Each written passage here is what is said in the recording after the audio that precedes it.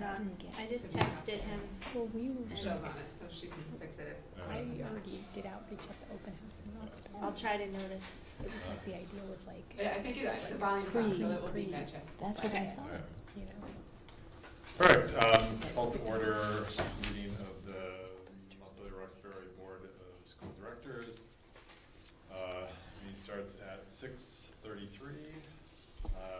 First order of business is public comment. Since there are no members of the public, we'll move on to second order of business, consent agenda. Motion to approve the consent agenda?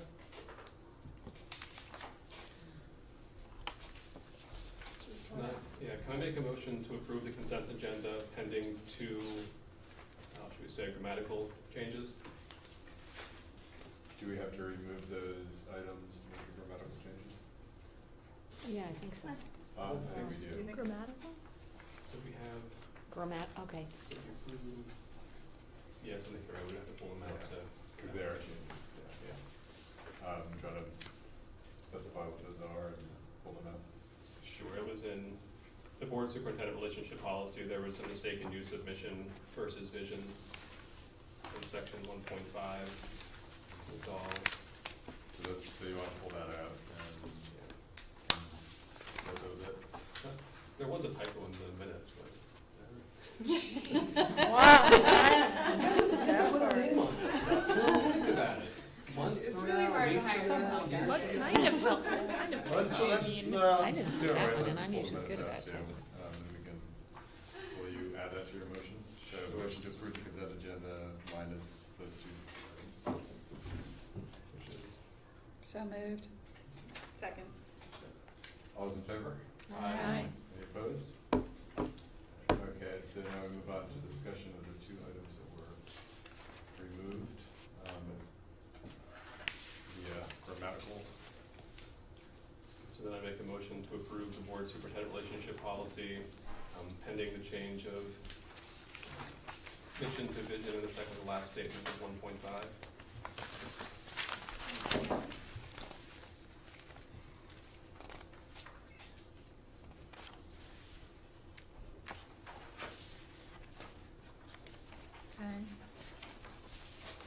Where are you in 1.5? 39, That was the Mission should be superintendent's. vision.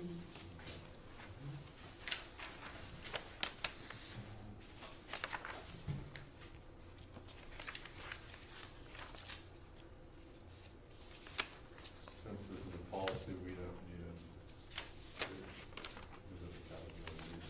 I don't think so, no, this is, No. it No, we doesn't can change approve any it. substance, it's just a grammatical change. Okay. So motion to approve. We moved, I second. Okay. All those in favor? Aye. Any opposed? Great, and then the minutes?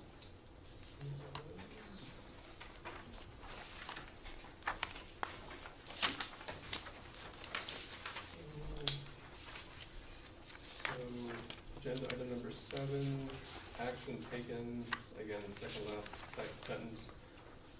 The last word should be interest instead of interested. Where is that again? So the agenda item number 7, action taken, the second to last sentence there, Mr. Murphy reiterated appreciation for expressing interest. It's on the last Past tense. page, near the top. Oh, It's in the section above the co-collector appointments. Oh, yeah. Yeah. Okay. Motion to approve the minutes with the corrected word. So moved. Second. All those in favor? aye. Any opposed? Okay, thank you. Welcome Andrew Stein. Very happy to have him on board. He replaced Peter. And my understanding is that everything sailed through the city council. Very smoothly. Great. I do have a question. We nominated him at the last meeting. The agenda says nomination to the board. Do we need to re-nominate him?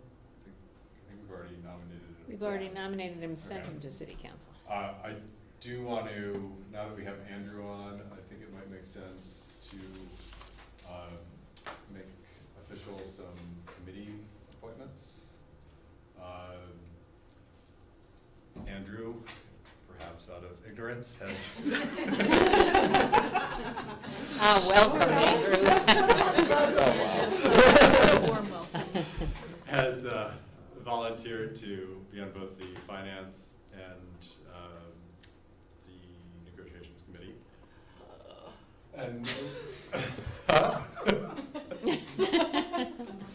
and Ryan has also very kindly agreed to be on the negotiations committee.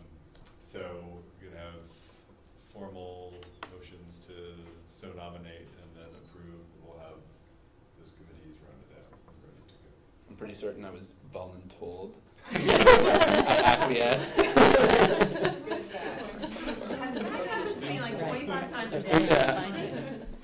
Jim, has Tina been nominated to the negotiations committee by this board, or should we just, to be clear, That's- let's be Oh, involved? that's a good That's idea. Reed's, Yeah. That's where I you do move that. that the board appoint Andrew Stein, Ryan Zajac, and Tina Muncy to be the board's negotiations committee.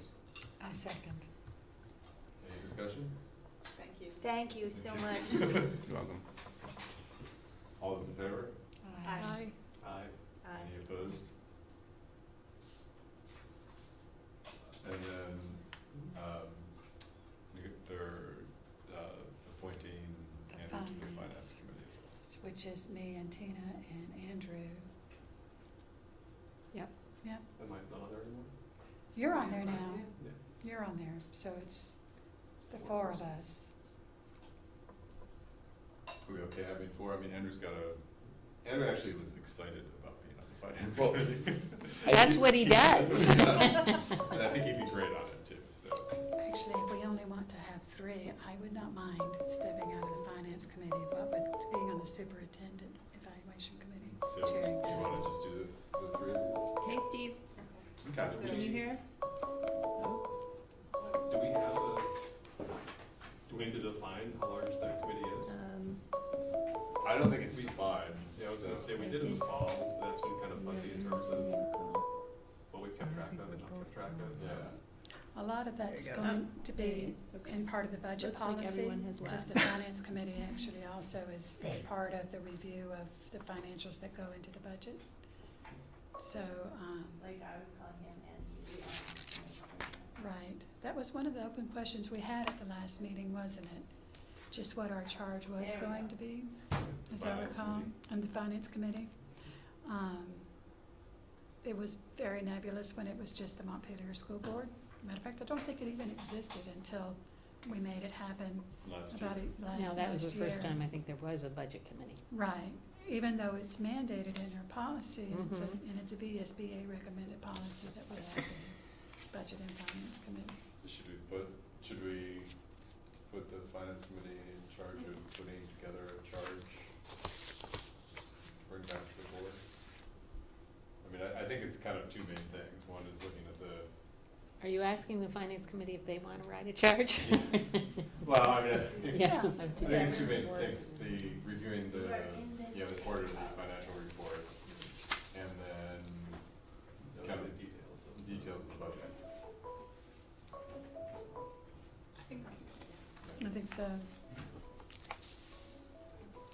So do you want those in one motion? Uh, Or we don't really need a That's- motion? They could just come back. All right, Yeah. there we go. I know, I don't know what was going on. So. So you haven't voted on the finance committee? we have not nominated. I was just letting and Steve voted. get in here. Okay. All right. All right, Should we check, well, let's nominate and then All right, let's check. so the let me line see if I once. have this. I move that the board appoint Ryan Zajac, Andrew Stein, and Tina Muncy to be the finance committee. second. Any discussion? All those in favor? Aye. Any opposed? Great. And then, yeah, I think you just by email, and you can loop me in, just maybe put a draft charge, and you can put it on the agenda next week. And like, paragraph, 50 Jim, I have to say now that Steve is here, that I wasn't here at the last board meeting, but I watched you all. And I have to say, I was so glad that Grant was here so that he could say, 4 or 5% might be reasonable, because I wasn't here to say it. And there was Steve saying, what happened to 7%?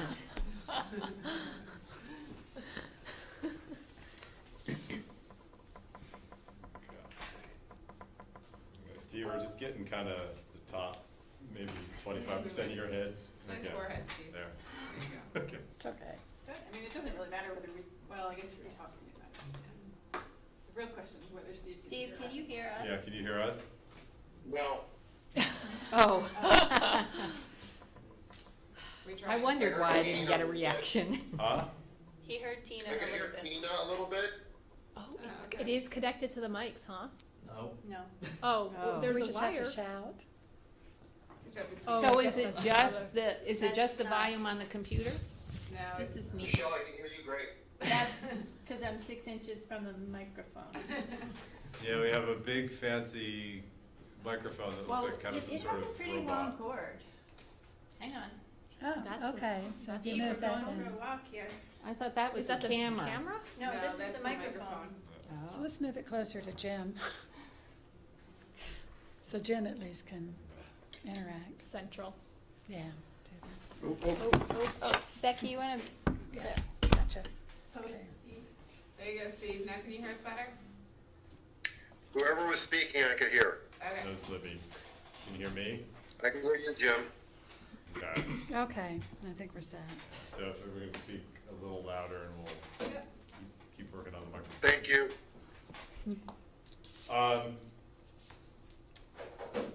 So, Learning learning focus? focus, yes. So, for this week's Learning Focus, we have a little video. And I'm not, some of you may have seen this. I'll turn Steve so you can Yep. watch it.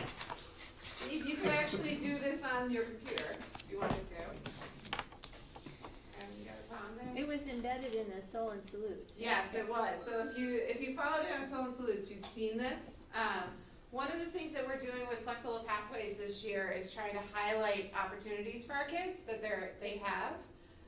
So it's a joint effort from Matt McLean and Mike Berry and kids, obviously.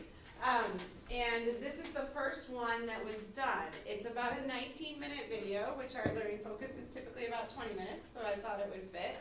And this is Remy Savard, right, Adam? Yes, it is. Yeah, Remy, who is amazing. So how many of you have seen this video? Okay, good. So you guys get to see it again. I've seen it again. It's great, and it really shows how not only the senior citizens that Remy is working with are benefiting from his talents, it also is really highlighting what Remy is pulling from this experience. So anyway, that's what we're gonna watch today. Everybody ready? So, hold on, let me make sure I got sound here. Adam's there, oh. And do you have a good thing for the TV audience? Yeah. Yeah, okay. Steve, can you hear? A little bit, yep. Alright, Adam, is that the right one? Are they on? Sorry, that photo messed me up. I didn't have time to do my. I'm Shirley Otis, and I was from Montpelier since 1938. I'm Connie Weems, and I'm a newcomer. I didn't come until 98. And who is Remy? Alright, my name is Remy. I go to school at Montpelier High School, and I'm in 12th grade. Remy is a guy who has a real sense of music, an ear, and rhythm also. And he has the most amazing ability to communicate to people. And I think he's brought a lot to I know I feel very positive about the experience, and I think everybody has that's either worked with him or I'm strongly interested in music and playing music with friends and other people from the community. And I'm also very strongly interested in my academics. I really enjoy math, sciences, and although I don't enjoy writing, I love English classes. Community-based learning is a program that I don't even know how long it's been going on in Montpelier, and it's led by Matt McLean, and it's a program where kids through Matt, and now through a lot more people, will go out and meet a community partner who is often the owner of a store, a local business, or a local events coordinator in my case, and through them we'll work out a sort of learning experience. So I started Westview. I started doing performances there, weekly performances around June last year, or rather June this year, last school year. How's it going? Hi. Enjoying it? I want to thank you for coming up and entertaining us. Thank you so You're much. really great. It's wonderful for me to do. We enjoy it, I'll tell you. You're great. Thanks a lot. Okay. Yes, I'll just be setting up and you're welcome to come by. I'll be in there later. Sounds good.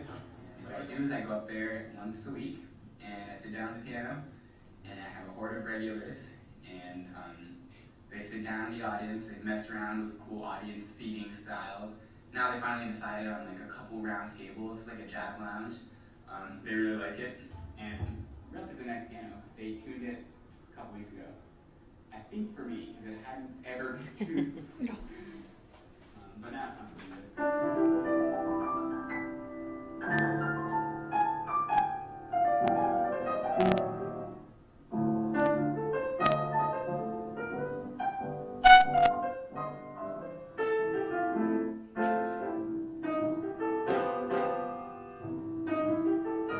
My name is Matt McLean, and I am the Director of Flexible Pathways at Montpelier High School. Flexible Pathways are they're learning journeys that students create throughout their high school experience, where they have some voice and choice in how they go about demonstrating their proficiencies before they walk across the proverbial graduation stage. You know, Flexible Pathways is the umbrella that community-based learning falls under.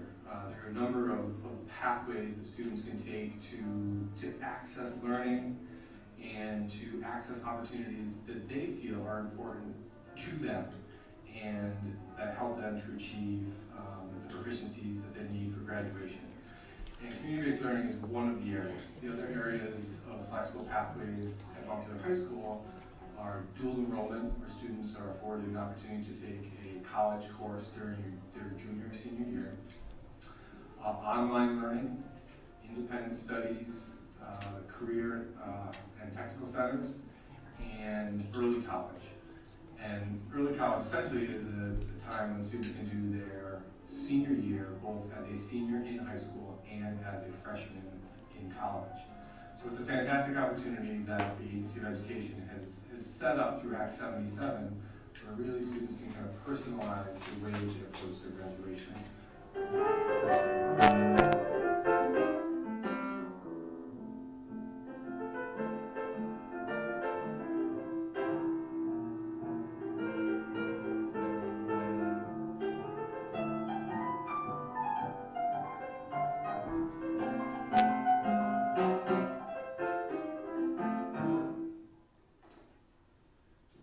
An additional piece of the flexible pathways is extended learning opportunities, and that's really kind of blowing open this whole idea that learning happens all the time, and to capture learning and to capture the agency that students have in what they do during their day is important. At Montpelier High School, we really want to make sure that students have that voice and choice as they move towards graduation.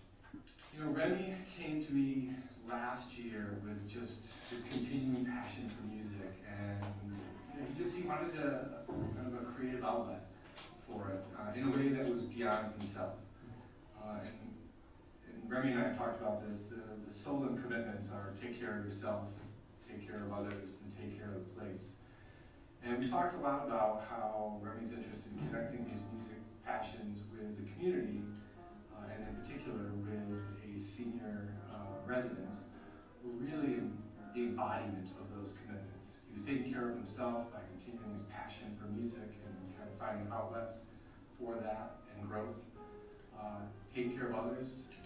He took care as much of them through his time teaching and operating the jam sessions, and they took care of him by offering their friendship and mentorship in a really, really cool intergenerational way.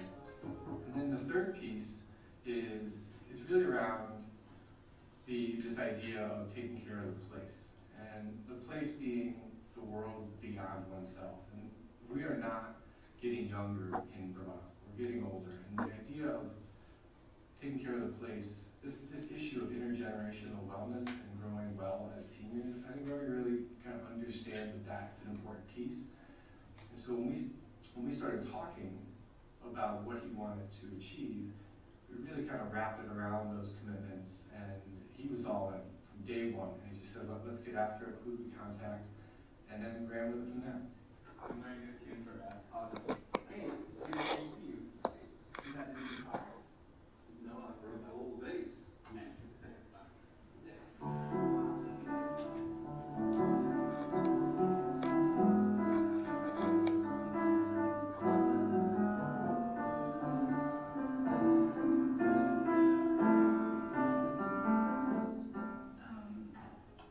Well, he's 17, which is quite a jump from where we are, but he comes in, he immediately sits down at the piano and just starts playing. He just goes just like this, and then people come in and sit around him, and he just keeps playing. And then eventually I play flute, so I come and play with him. And we have another friend who plays guitar who comes along, and people sing along to his music. And then he teaches us about the composers. And this is one of the books we use. And he'll just open up the book to one of the pages, and he'll just start playing, and I'm just amazed that he can do that. I've been practicing a style of piano, and it's called block hand. Theory, it's called block hand. Kind of reminds me of gospel piano playing.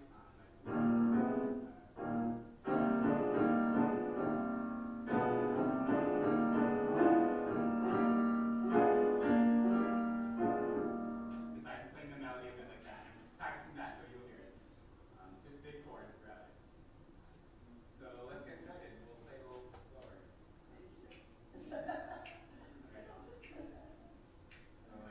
First note E.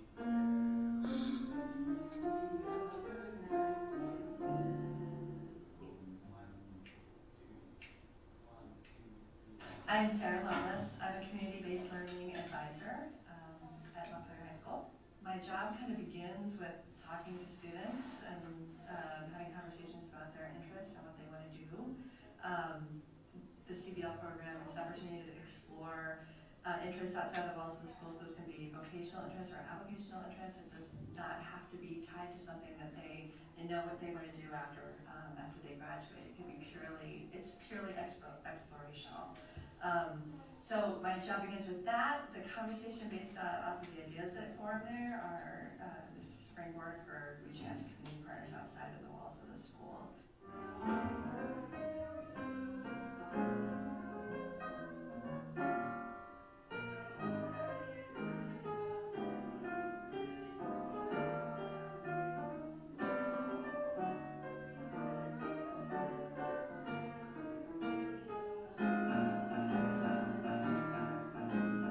I think about the senior last year. She graduated, and now she's at UVM pursuing.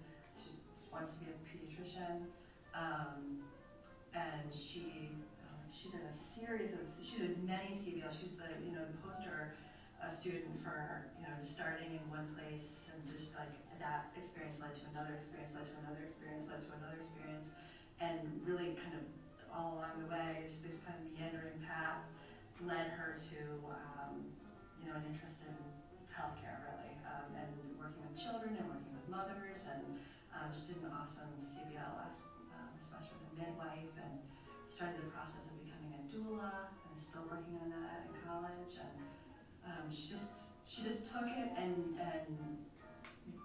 purely following the interests that came before her, and was just one of those things where you could never really predict where she would end up, because she followed the path, and she followed the opportunities that came up, and it was just a beautiful organic thing in the end. It just became an amazing, looking back at what she accomplished over the course of 4 years is unbelievable.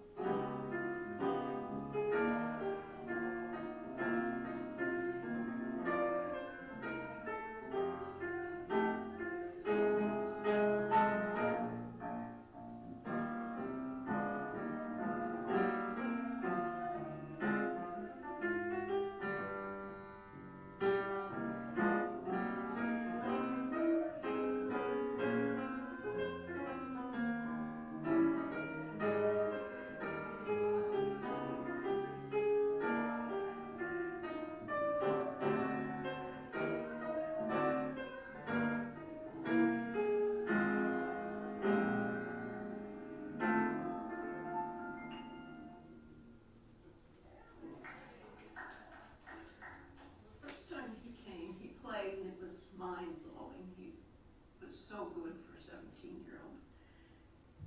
And it was, he also obviously, he not only had ability, but he had the ear, the feel for music. But the first time he played, afterwards I looked at Chris and I said, so much percussion. And he said, I'll talk to him about that. So what he learned, I think, was his own playing. I'm not sure if it's better. It was so good to begin with. But he learned to play with us. He learned when to quiet things down so that our voices or the flute could be part of the thing. And I don't think he knew that before that. I don't think he knew that when you're playing with other people, you have to subdue yourself to meet what the other people can offer. And I feel that we could watch him learning that each time. And the other thing he learned, he looked around, he was in touch with us. He'd look around and he would either smile if we were doing it right, or he would nod to say, your turn, or he was in communication with us. And I'm talking this more about just the four of us who sang as a quartet, really, in a way.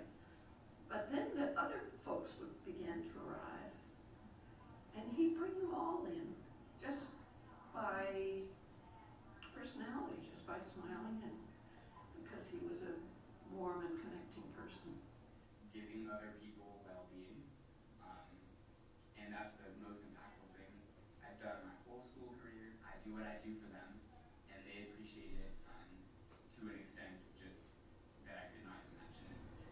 So that's why I'm gonna keep it going all year. Thanks. Okay. Yeah, I think you're right.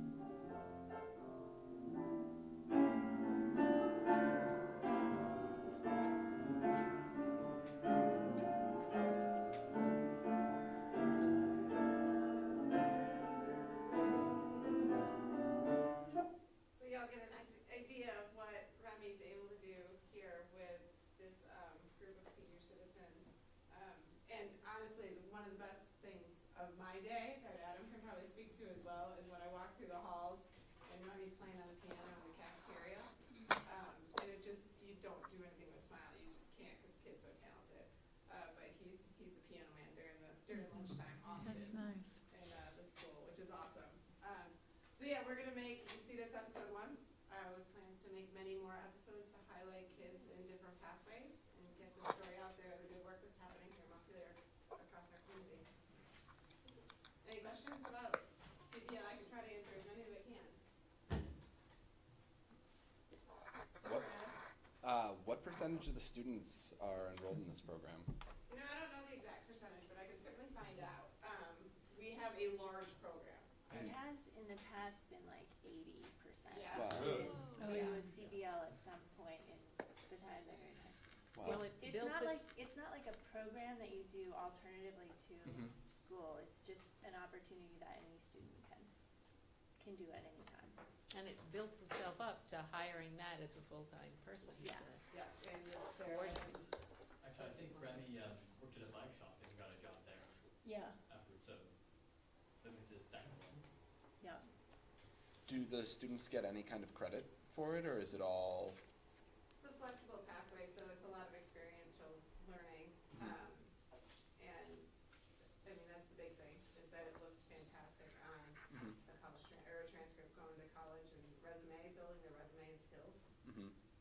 I think my daughter did one over the summer, and they have to set goals, and they have to do a reflection, and I can't remember whether they get credit, but I think they might have to identify an LE that they're going Yeah. to, That would make sense. that they're going to target, and then a learning expectation, and then demonstrate that they are proficient in that. So what is the relationship between flexible pathway and CBL? So if I'm a flexible pathway student, so I do community-based learning? It's a piece or- of it, it's one option. So as Matt was saying, there's several options that we have available to students, and CBL is one option. In flexible pathways? Well, and to be clear, Flexible Pathways is not an alternative program. It is any students have access to demonstrating proficiency in ways outside the classroom. And all of those ways come under the Flexible Pathways umbrella. Am I saying that? I'm sorry, I missed it. So if students want to demonstrate proficiency through an avenue other than classroom learning, that avenue would be one of the things under the Flexible Pathways umbrella. And any student can at any time do that. So for instance, my older daughter did a CBL this summer. That's a flexible pathway. And Jim said to turn it, or Steve said face it towards you, Jim. I thought I had. No, face the microphone toward Jim. Oh, Yeah. okay. And then my younger one this year is doing an independent study in PE, I think, to have her dance classes count as a PE class. That might just be, that used to be called outside PE credit, but now I think it might be part of Flexible Pathways. Makes sense. But for So some of those things, you would get credit. you She'll do get get her credit, yeah. E-credit for Yeah, that. exactly. It's not credit exactly, it's proficiency, you're demonstrating proficiency, because we're moving from credits to proficiency. But don't you get credit so it There's counts? still a credit system, Yeah. yeah. We're working on that. Yeah. Not quite there yet. But just to be clear, because we did used to have, and many schools have like an alternative pathway program that's a non-traditional, but that's not what Flexible Pathways is. It's exciting, and it's growing. So It's good. It's cool. Move on to the next thing, Jen? Yeah, I just have one. Oh, yeah, sorry. What steps do you have in mind for getting these out to the community? Well, right now, they're being shared on all our social media feeds, and they're in the Soul and Salutes from Mike McRae. Other avenues, I would just really encourage everybody to follow MRPSVT on Twitter and Facebook, and because Instagram, yes, thank you, Adam. Glad I have my student here. Yeah. Great, other questions? Just one last thought on what Bridget just asked about, and Adam might be able to answer this. Would Orca run these? Is that something that would be I interesting? know that, I think 2 students have done that, not this year, but I think last year, 2 students did a CBL with the Orca, kind of a video editing. I wonder if they'd put this on their website though too. The video that they made? Yeah, because there's gonna be more I just want episodes. to make sure we get permission from Remy. me and Yeah. that, but, Yeah, we'll arrange just about anything, yeah. Community access, so. and where is the video otherwise accessible? I think you might have said it, but It's on social media, it's on our social media pages. I'm not positive if it's on the website or not, Okay. but it's definitely on our social media feeds. cool, yeah, it's a great piece. Since you're gonna have a series, it would be interesting to have it on the website too. You could go to the Yeah. series. We also have, Mike also has a YouTube channel that we should probably get a Montpelier-Roxbury YouTube channel, because he has several series going on right now of video, if you've seen them. So I actually just got a link I saw to the No Name Tech Show with Sue Montague here, which is hysterical, of them highlighting different features with Google that we have. It's kind of geared at teachers, but not really. Anybody could watch it. He also has a two principals and a guy. We have to work on our naming conventions. 2 principals and a guy. Book reviews with Brian Harity and Ben Brunel, doing book reviews of kids' books that is starting up, that they've done 2 episodes with too. So he's got several videos going. Who's doing the videography work? Mike. Mike is? Yeah. Okay. That's The it. No Name Tech Show, I have to say, great for parents who are like, you know, when you hit middle school and your kids are doing this Google Classroom stuff, and maybe you don't know how Google Classroom works. Those little clips are great. I know, they've shared some cool things. Yeah. Go ahead, Michelle. There's a prequel to the CBL series, because when Edutopia came here, they did a feature on our CBL Yeah. program. Yeah. So if you weren't aware, that could be added to the series. Yeah, okay. It's good. It shows a kid doing a CBL at an insurance company and another one at Fontaine Sawmill. Awesome. Yeah. Video is just a great way to get the word out, and you see the kids, and you hear the kids, and you can see the seniors and their reactions, and then telling Remy what to do, which I thought was hysterical. And the fact that he's playing Georgia, I've never heard Ray Charles before. Come on, Remy. I know, he had to look that up, honestly.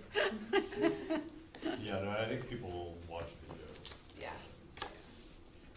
Text scares them. Yep. So, that was it today. Perfect, I want to move on to the report. Oh, yeah. Yeah. People, more discussion on that, or? No, it's good. I do have something to add to it. Lisa noticed that when we got the enrollment numbers, we didn't have Roxbury's on there, and I have those now. All they wanted to have been, Yeah, unfortunately. So we have 44 students at Roxbury to add to those numbers, 5 kindergartners, 8 first graders, 4 second graders, 10 third graders, and 5 fourth graders, along with a slew of 3 and 4-year-olds. I'm just gonna put lots down. 9 3-year-olds and 4 4-year-olds. Oh. Those 9 3-year-olds are great. So I just wanted to make sure, sorry about that. Nice catch, Lisa.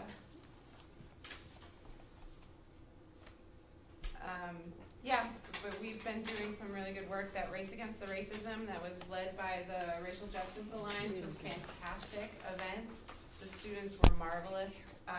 The logistical planning, having done events, is not always easy, and they had things like, my kids played with bubbles for a long time while they listened to great student music, and we had running teams from Harwood, and all the fall sports athletes were there, and a large majority of our high school population was there, as well as our community members. I saw people from my hometown, my community there, as well. So it's really getting the word out. I wouldn't be surprised if it grows even larger next year. So I was really proud of the students, and they had about 500 participants, and they made over thousands of dollars for migrant justice and the causes that they're supporting. Something to be proud of. Excellent. So just a question about enrollment looks pretty steady.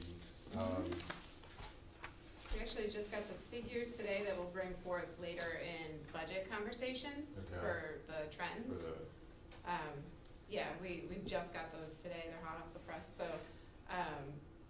it looks to be as if UES is going to start to hold steady, and mainstream middle is starting to increase a little bit because they're getting the population from UES, and then the high school is increasing as well. Okay. We don't have the trend numbers from Roxbury just yet because it's a whole different piece that we need to figure out. And what's the main difference in, because I see MSMS is about like 8 to 10 students more per grade. Is that a combination of Roxbury and some people coming in from other schools, or are those just larger classes? For instance, you've got grade 5 at 95, grade 8 at 97. We usually have this in a big chart so that we can see the Yeah, trends. we're gonna see, that came today, so that was, this was, I know Ryan had asked for enrollment numbers to put in the superintendent's report, so this was just a quick take on that. We have that chart, and you'll get that during the budget process. I can speak to the 8th grade because I have a kid in it. That's been a large cohort. Sometimes you just get a large cohort, yeah. Big group. That would be my guess. You also have an influx of grade 5 from Roxbury. Yeah. So. Okay. Good.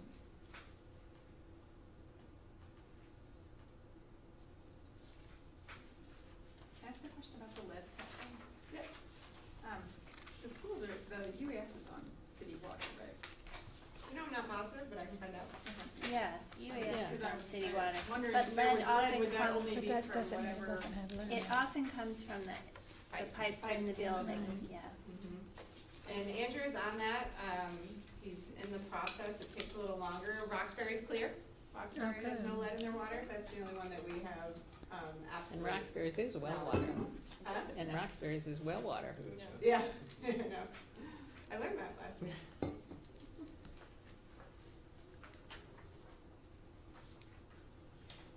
I have a question. Were we supposed to get an update from the Racial Justice Alliance League about raising or lowering or keeping the Black Lives Matter flag up?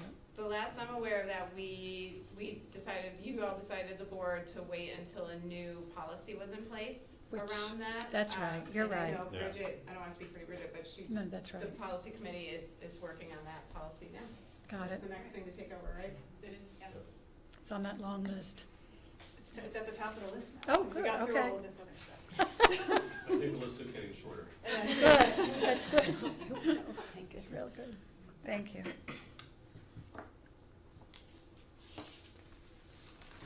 Any other questions or things we wanna highlight? Do you want to explain the board book club quickly? So, Sorry, I wasn't reading our own agenda, Jim. Jim and I were thinking that it would be a good idea to do some short readings together and have some discussions. I see smiles over there. Yes. Oh, okay, good, smiles over there. Oh, Steve's even smiling, all right, good. So as part, in the superintendent's report, you saw information about the leadership team. We went to see a guy named George Kuros this past, 2 weeks ago, or last week. And he's all about innovation and education. And I thought so now we got a text because of the conference, and most of our leadership team is reading it if they have not already read it, including myself. And as I was reading it the other night before bed, I was thinking this first chapter about what innovation is and what innovation isn't might be an excellent conversation starter for the board, as you guys are thinking about how do we promote innovation in our schools to make sure we're all on the same page of what that exactly means. So, I didn't ask George if I could photocopy his first chapter. George, sorry. So I hope the copyright police don't come after us. But knowing him, I don't think that it would be too much of a problem. So that's the first piece. We thought that if you could read it before the next board meeting, we'd have about 10 minutes or so to 10 or 15 minutes next board meeting to kind of discuss, ask questions, and see what we all think, if that's a good idea. Sounds good. Yeah. And Steve, I will make sure you get emailed this article. Thank you. We were wondering where the article was, so. It took some time to decide what I wanted to do. I have a few options. One more. You want more? One more. Mhm. There you go. Oh, no. There Oh, you go. never mind. I just, But we do all the teachers highlight what books they're reading from their personal lives, Yes, have you seen that? from the hallways. Yeah, so it started at UES. Brian Harity brought the idea. So at UES, all the teachers have it, and in front of the custodian has it, everybody has it.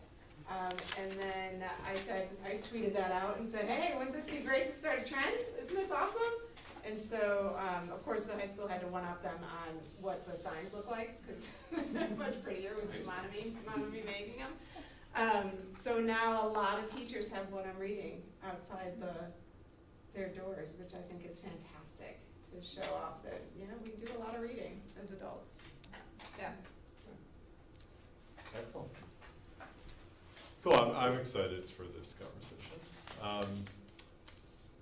And just kind of one quick note on, I know you have the Race Against Racism, which unfortunately couldn't go to, but great event at Fergal. Yes. It was fantastic. And the Fall Festival's this Sunday. Yes, and I was gonna mention the Fall Festival. I know we're thinking of having a table. So is this a good time to confirm the table and when people are coming? Yes, and there's one other kind of idea I'd love to throw out for the table, which goes to the mission, which is to have index cards and a box and just have people come and write 1 or 2 words they think defines the district, and then we can use that to inform our discussion about the mission. That's great. Libby is the genesis of that idea. It's a group effort. Yes. I like that. Collaborative problem solving. All right, so just on the logistics, it's Sunday, folks, just make sure, 'cause sometimes people, like me, get confused and think it's on Saturday. Yeah. It's actually on Sunday. The table's reserved for the public, this is a chance just for the board members will be staffing the table for members of the public, and you can stop by and talk to a board member about the budget process, about anything else that you'd like, and leave some input. I'm gonna staff it from 11, I'll set it up and be there from 11 to noon. I have Becky and Ryan from 12 to 1, and Tina from 1 to 2, and Jim, you said you'd be there after the 1 miler, but I have no idea when that is. And I don't either. Well, the Fall Festival goes until 3, so if anyone is available later in the day. is that this Sunday? Yes. Yeah. I'll be in San Diego. I'm there for. Otherwise, we'll just peter out. Are you coming? I'm there for setup, so I can be in the first bit. Okay. Yeah, and let's coordinate on setup with the box and the index cards. I have a, one of those giant tear-off sheet things. Oh, cool. But I might need to borrow an easel from the school. Yeah, If anyone has one, but I have the thing. I'll be there. I'll be there. You could just, come just bring write your stuff. write a word. So just in case there's not someone from 2 to 3 and we peter out or I don't stay, you'll just give me whatever the pickup, the cleanup is. Yeah. And you tell me what I have to do. Yes. Okay. All right. That's good. I'm in the dunk tank at noon. If anybody needs to get out some range. Ooh. And Yes, ma'am. apparently they're looking, for 2 or 3 extra? They are. They're Yeah. looking I for didn't see more the board people to chair on dunk. that list. I didn't see the board chair on that. I didn't either. Well, It's a good thing to Andrew, do maybe before you're running. right. It's a good thing to do before running. That's what we looked it up today. We have 3 more spots of potential dunkers. Tina, you want to be dunked? I would do it if I were around. I said I would do it if I were around. Dunk a board member, give feedback. The same round. Really show us how you feel. Well, they're coming back from a camping trip, so I'd be due for a bath. Wouldn't be out of condition. But if people want to go in the water after.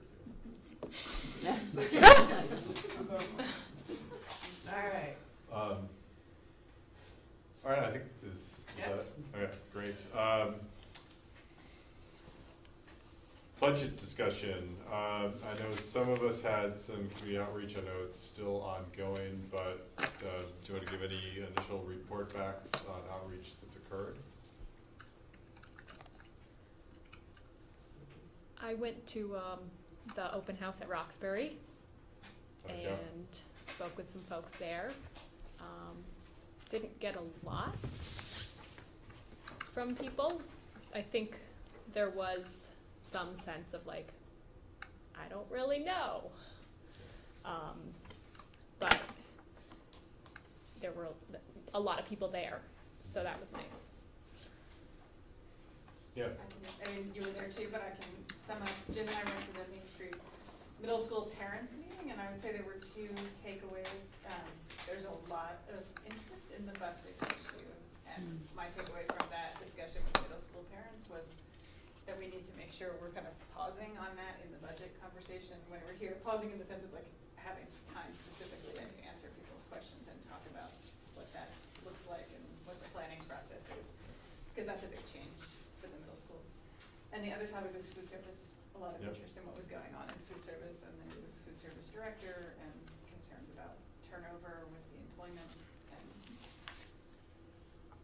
anyway, and the energy and the vision they had developed a year earlier with the committee around food service, which was before you were here, Lydia, which kind of what happened to that, and where did it go? Yeah. So there we go. That's really good timing. That's It is. good. That was a good transition. So, and I know Michelle also went to the high school boosters, so. I talked to the boosters and I kind of came into a conversation where they were talking about Project Grad and Winter Ball. For those of you who don't have high schoolers, there has been an event called Winter Ball that's been held in the Berry Auditorium for years, and Montpelier has been the host of that, which means we provide the chaperones, and we also get the money, and it pays for Project Grad, which is a post-graduation party. Mike McCrave is recommending that we not host the Winter Ball anymore. I don't know that a decision has been made on that, but it has grown too large, and we're such a small portion of it, and our chaperones only know our relatively small number of kids, and given, you used to be able to check kids to see whether they were drunk, but now kids are coming with edibles and vape pens, and, it's gotten more challenging, and he's not sure it's worth the risk. So we may need a different way to fund Project Grad. Not necessarily from the budget, but we've got to come up with something. And they said that they heard a lot of feedback from the community that they didn't get enough detail about the budget, and that people walked into town meeting day and were quite surprised by the large numbers. And I found that really surprising because I know the board was really impressed and pleased with the amount of detail that we got last year. It was a tremendous amount of detail. And I almost wonder if it was so much detail that people kind of glazed over. And I don't know if there are more opportunities for us to communicate that, the more details of the budget come up front. Unfortunately, I didn't have the budget calendar to share with them. The budget policy doesn't include the detailed calendar. We do still have a detailed calendar, right? Yes. Which I didn't have, but it would be great if we could make the detailed calendar available so that it's clear to people at what point the budget information is going to be coming out. Yeah, that makes sense. We can get that on the line, right? Yep, and they asked about the bathroom renovations, which are part of the auditorium project, which I hope is still It is still. moving. do you want to speak a little to the playground, because I know there's been a lot of community questions about where that's at, and how that's going, kind of vis-a-vis the budget. Well, if you've gone over there lately, foundation is going in, or foundation work is happening right now for the new vestibule. It's all buried down, if you've been there. The big trucks are there, which are making Melissa Pierce's math class rather interesting right now, because there's lots of trucks. And they are digging, so if you went into the back to see the little playground, you'll see that it's been dug out about 2 feet, maybe a little bit more now, and they're doing the test to see if they have to dig more there. So that dirt has been moved up to the upper playground, which is going to be shipped off eventually, so that's why the big piles of dirt. So that's really exciting. Everything seems to be going well right now. So that with what's happening, and it's going as planned at the moment, so that's really good. Andrew LaRosa and I spoke with the playground committee about a month ago, maybe 3 weeks ago, about particularly what we had to cut out of the budget, and Andrew was giving them figures of, if you want this back in, we need to know by this date, and this is about how much it's gonna cost. And so the number's pretty high. We had to cut out about $400,000 from the project. And that's not to say we won't have some of those things put back in, because as the project continues, we have really large contingencies with this contractor. And as things start to get, phases start to finish, those contingencies start to close if we don't need them. So there is money left to start filling that gap. There are also other sources that we have to look into to try to fill that gap. We really want the project to truly get rolling in a more, just in more depth, and so we can know exactly how much we have available to us before making any kind of promises on things. But there are some decisions we'll have to make, because some of the projects that were cut, for instance, the amphitheater, once you're past the date of no return where the big trucks are gone, you're not bringing the big trucks back in, right? So you want to make a decision on that sooner rather than later. So as the project progresses, we'll go back to the crew and say, this is what we now have available to us.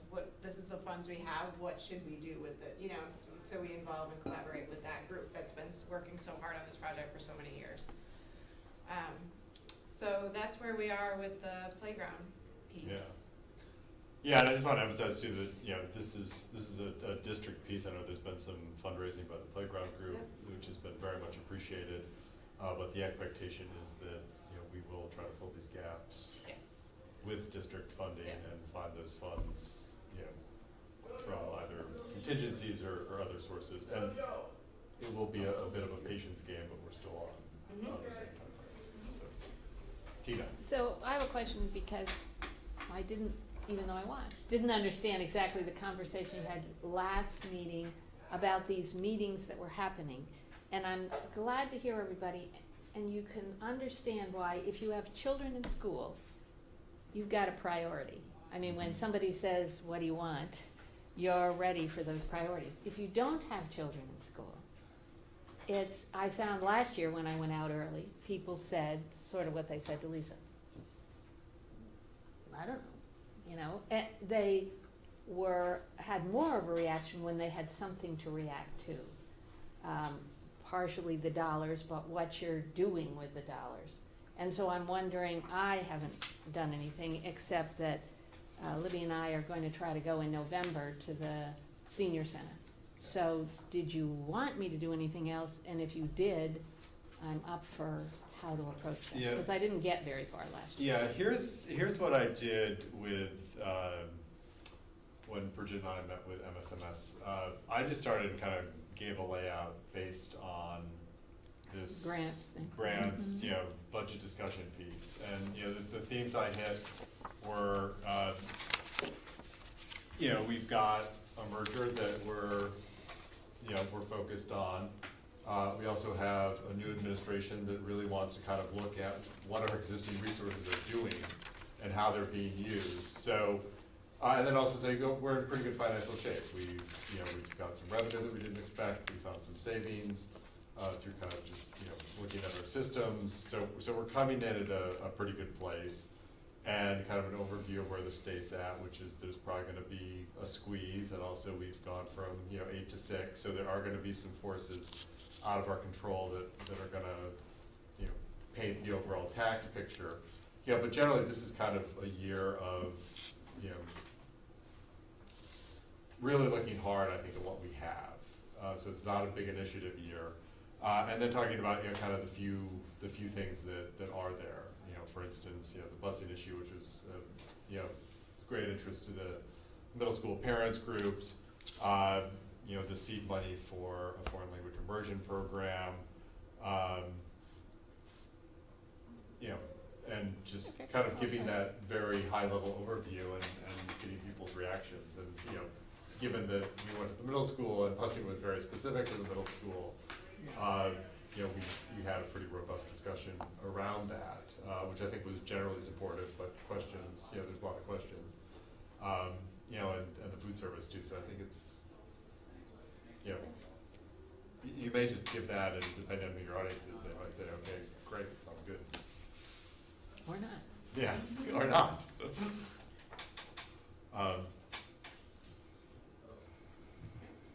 So I see Adrian and Victor and Jim are here. Great, I'm gonna try to move the microphone over to the table so Steve can hear a little better. Can I ask a question about that playground that Libby talked about? Yeah, certainly. Go for it, Steve. I'm sorry, I'm catching about a third of what we're saying, so bear with me. I understood you said about 400,000 that once we looked at the true costs, we were gonna be short, and we had to come up with about 400,000 in temporary cuts, or at least temporary cuts, is that right? Yes. Okay, and that the effort will be to try to find some of that money inside the budget as costs get firmed up. Yes.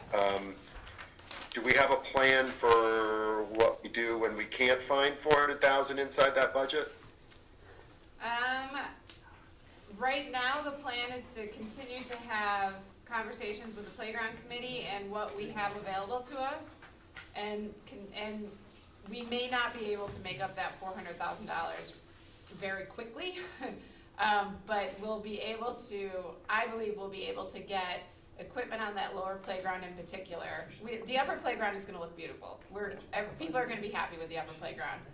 It's the lower playground that is the most concerning right now. We will be able to get that lower playground functioning for kids, and more than just a grassy field. It's not gonna be a grassy field by the time we're done. Yeah, and I think Is there a list of the items that are on the chopping block right now? I mean, can the board get access to which part of the vision might not happen? Absolutely, I can, I can share I can get the document in the next board meeting that Andrew shared with the playground committee. So I don't believe the board's seen that.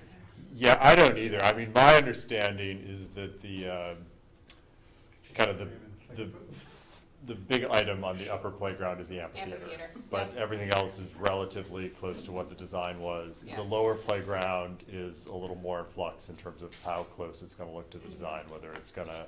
So what do we have to do to get the amphitheater?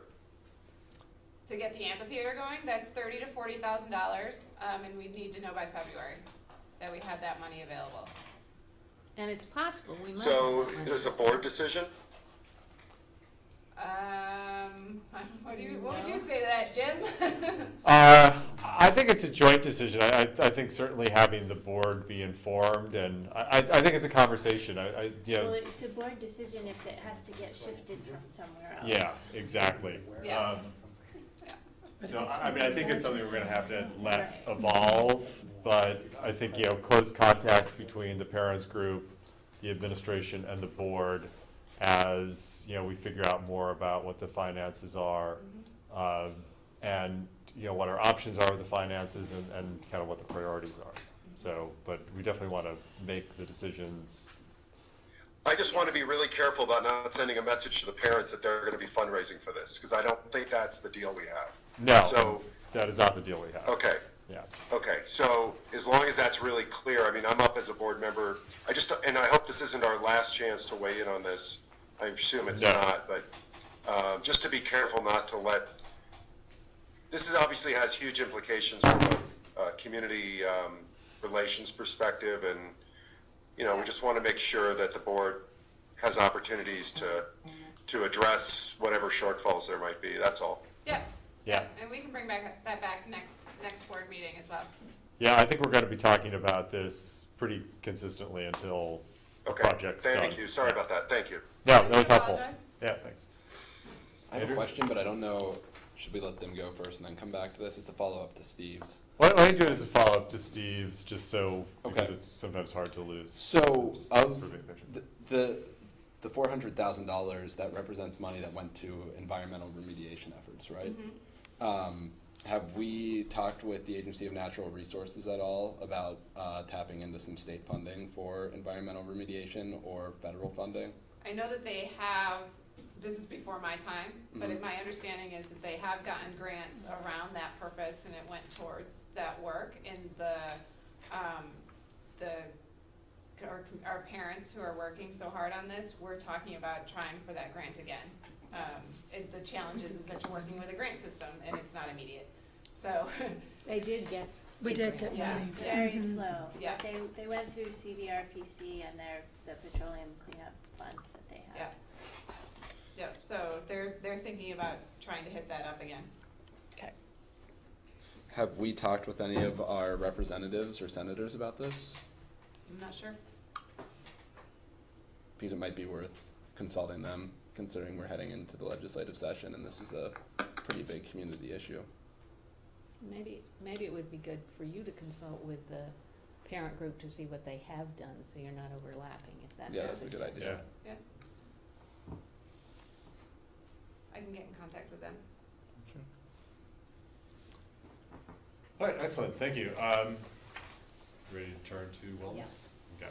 I was gonna take Steve's microphone and put over you guys, but I think it's too short. So, we do have someone remote, and this microphone is not as magical as it appears, so, if you could try to, you know. Jim's got a We booming could probably voice. put it on a chair. Vic, if you wanted to grab a So if you chair could try and to put that broadcast a little, closer. that'd be great. Yes.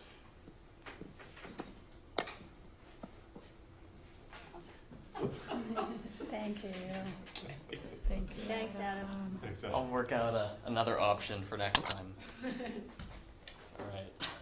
Good enough. Something all the different. We should name it. Do we need a name? Carrie. Go for it, guys. All right, my name is Adrienne Gill. I'm here representing the Food Service Committee. I'm Jim Birmingham, I'm the Food Service Director. And I'm Victor Godagno, also on the Food Service Committee. So thank you for the opportunity to provide an update. So last year, it's been about a year and a couple months now, the school board was asked to put together a food service committee, and there was 3 goals that they charged the food service committee with. One was to develop goals for food service that reflect community input, to support the food service director by implementing evidence-based practices, and to develop budget recommendations. And so I provided a handout to everyone. Those budget or those goals are included in there in the background. And so last year, when we were charged with this, we put together a committee. We met 6 times over the last school year. We conducted 2 site visits. We went to Milton and Burlington. We attended parents groups meetings to gather information on how they felt the school nutrition program offerings were and what was good, what they would like to see differently.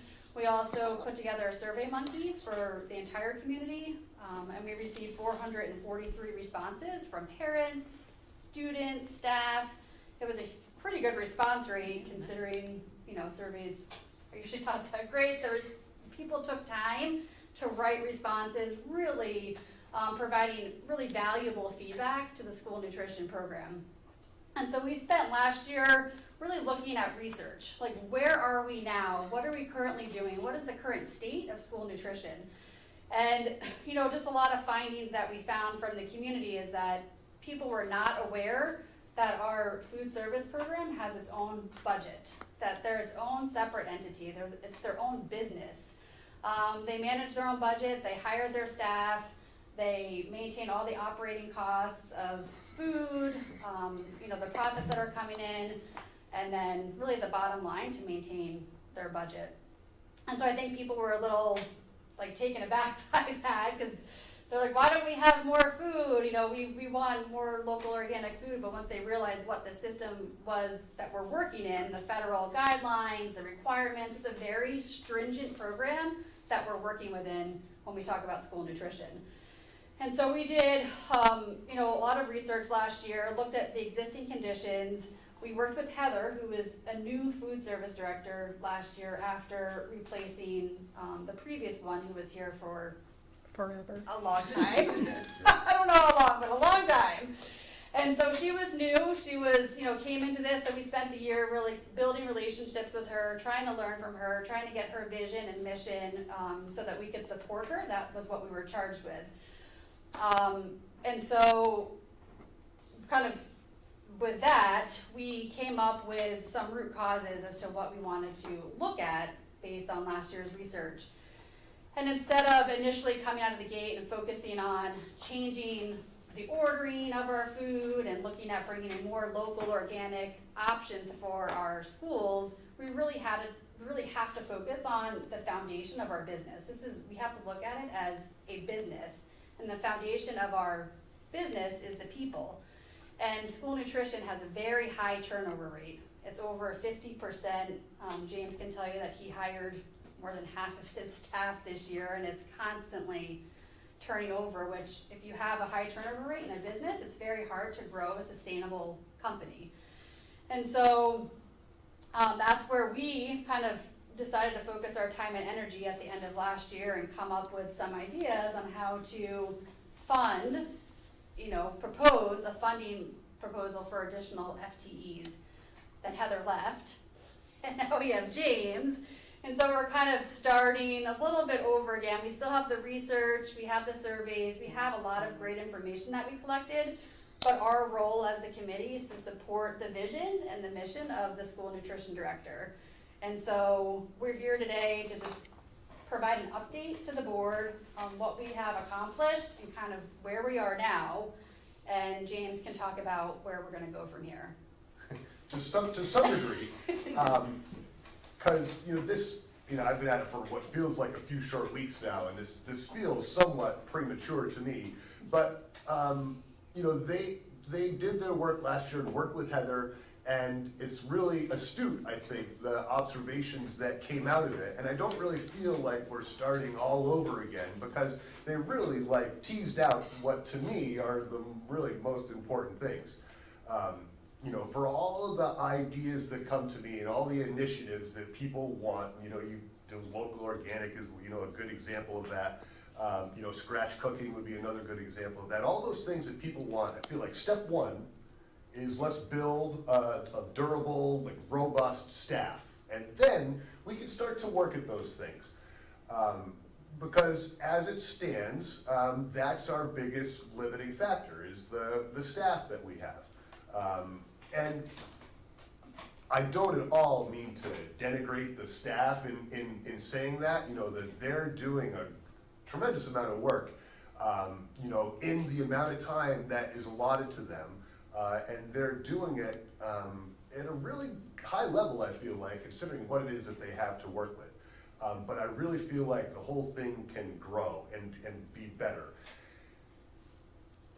I come, with this philosophy of focus on quality, focus on making things as good as we can.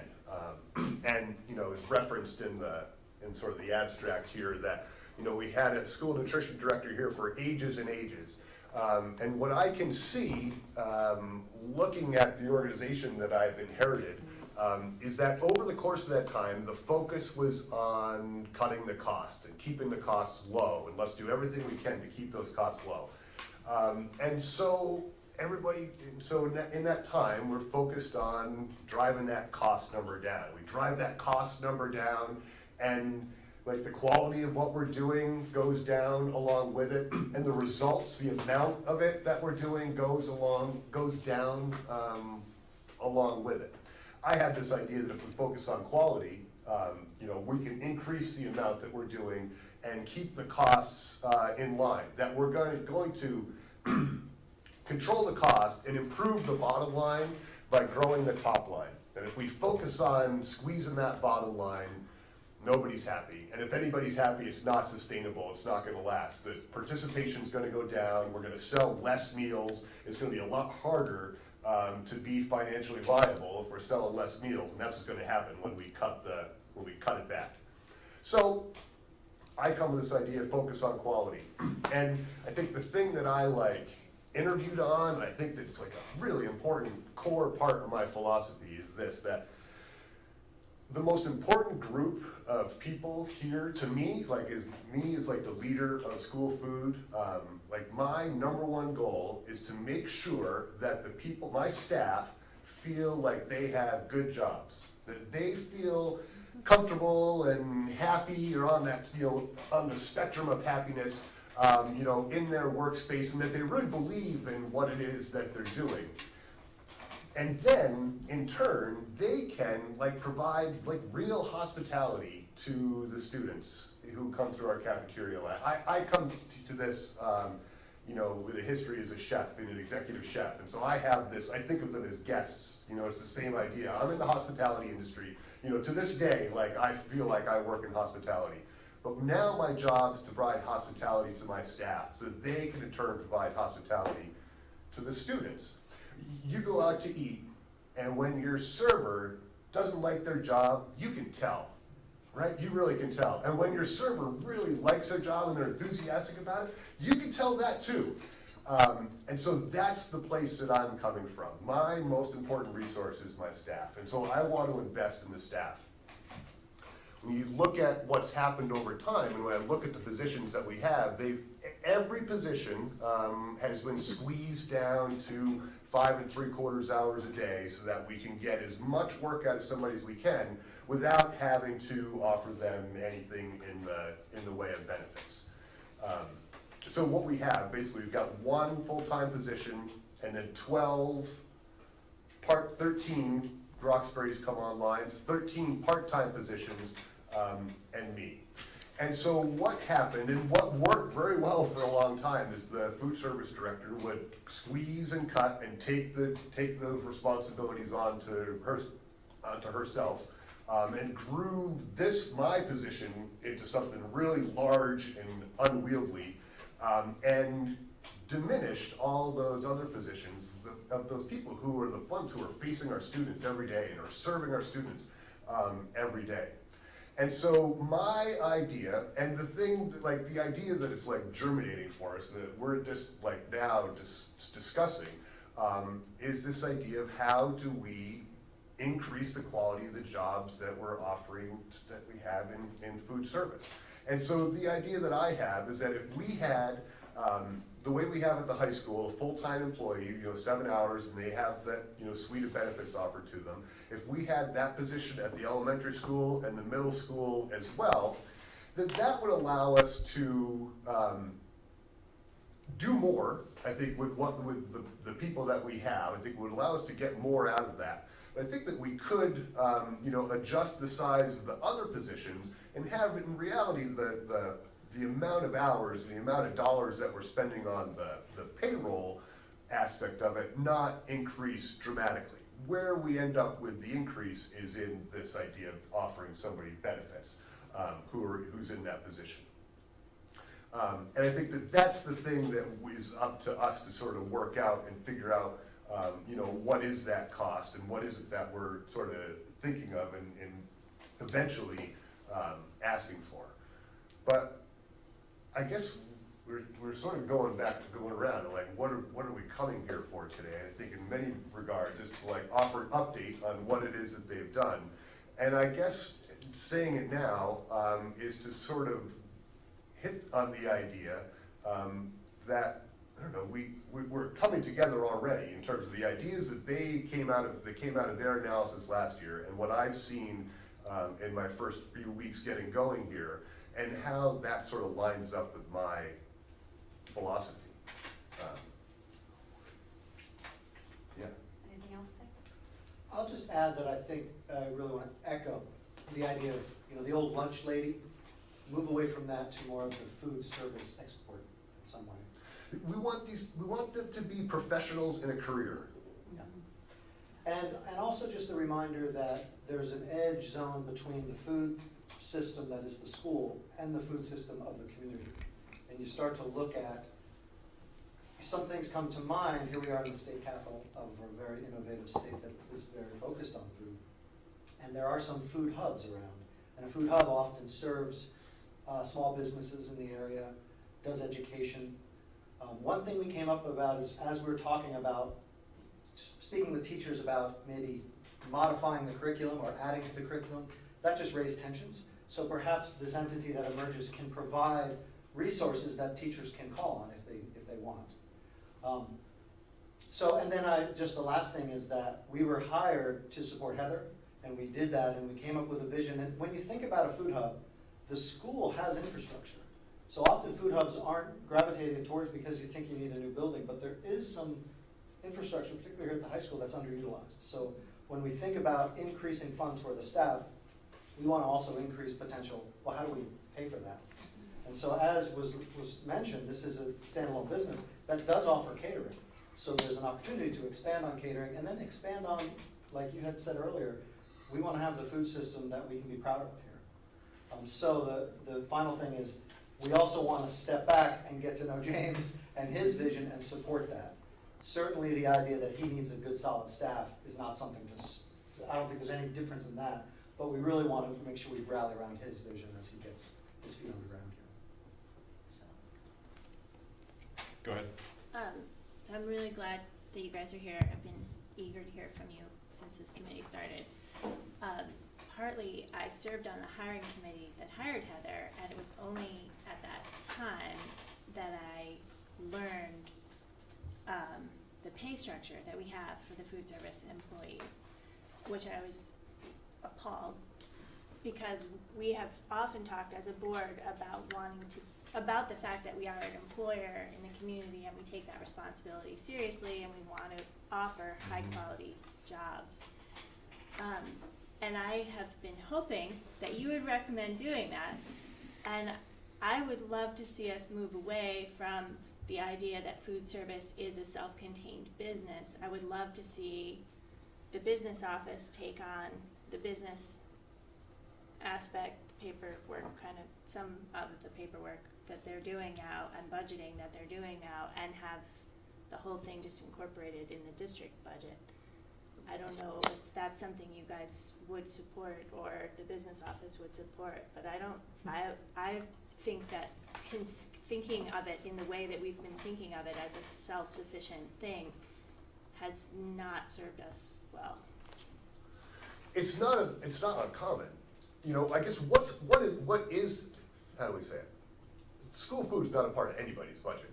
Like there's a subsidy that gets kicked in the same way there's a contribution that the general fund kicks in for us. I don't think that's that's the way it is. I think what is different is the way the business aspect of our school food is administrated, and that it doesn't happen in the business office, that it happens through me. Right. And that is a unique thing for a food service director position, is that I cut the checks, I enter the deposits and I cut the checks for the purveyors, which is unusual. In other positions that all happens through the business office. And I think that's, the business office sort of has that on their radar. I don't think that's, not going to be a revolutionary idea. But yeah, it's not, like I said, I'm like certified executive chef. Like that's not a good use of my time. Like I should be focused on menu development and training and procurement, and making those connections with the classroom and the curriculum and the cafeteria. And I understood that one of the barriers to scratch cooking for us was that we don't have a staff with that go. There's a couple barriers there. There are. We don't have a kitchen at the middle school. Yeah. That's slowing us down too. Right, so step one is the staff, and I think that, with it's like my background, like I feel like no experience necessary, we'll train the right candidate. That there's that aspect of it. We want to be able to attract people who are gonna come to this as a career. I don't wanna have to hire 50% of the staff again next summer. Well, I'd love to hear from the rest of the board if we are interested in seeing a proposal from the food service department as to what the additional cost would be to provide higher quality jobs. Yeah, I mean, my thought is, looking at this as a business is not looking at it the right way. I see food service as, kind of providing, it should provide two functions. It should provide high quality, nutritious food to the students. And I also think it's a learning experience about our food systems and where our food comes from and what it means to eat healthy food and what it means to be part of a healthy food system. I don't think it should be looked at as a business that needs to, keep even on the books and or make a profit. So I think.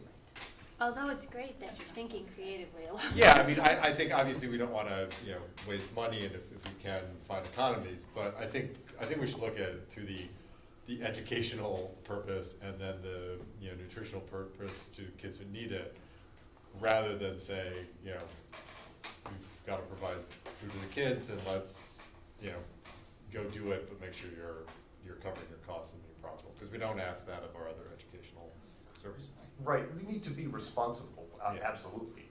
Like everybody does. Right, absolutely. Yeah, no, I think it's exciting to hear that.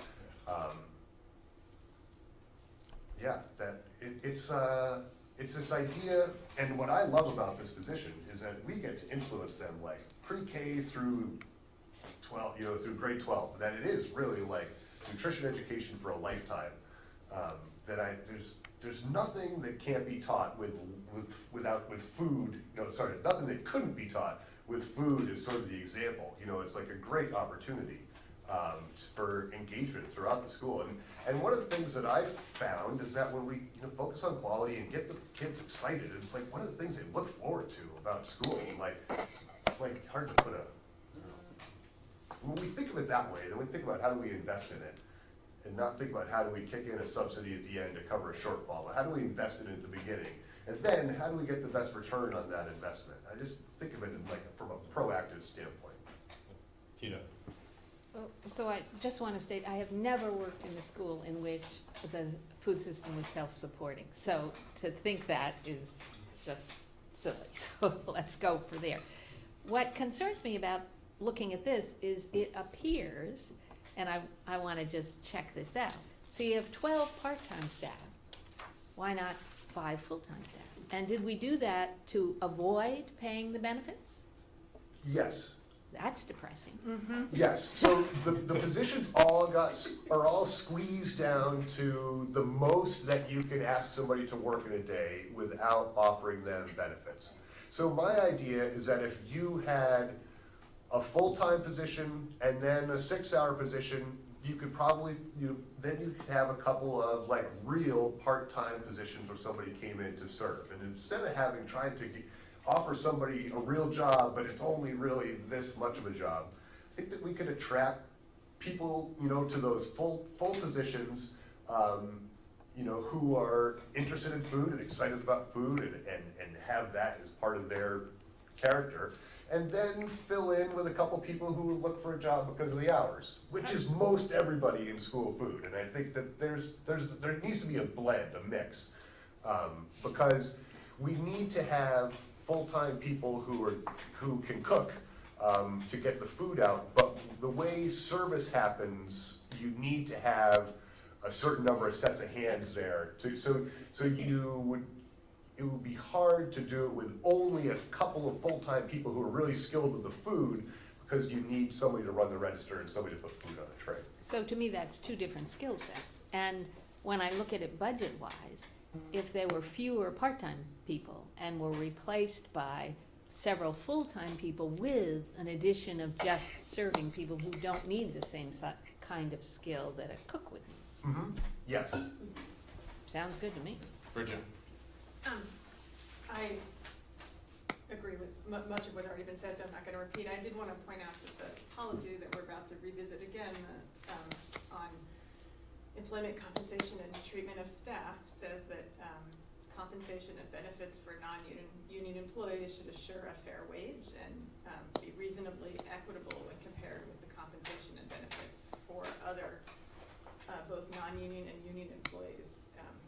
Food service, employees are not in the union, but I mean, that is the commitment that we make as a district, and it sounds like we need to make sure we're meeting that. I don't want it written down in the minutes, but I was the food. You're on service- television. You're on television. They won't see that. I was the food service director for Washington South last year, and. The organization doesn't exist anymore, don't worry. Yeah.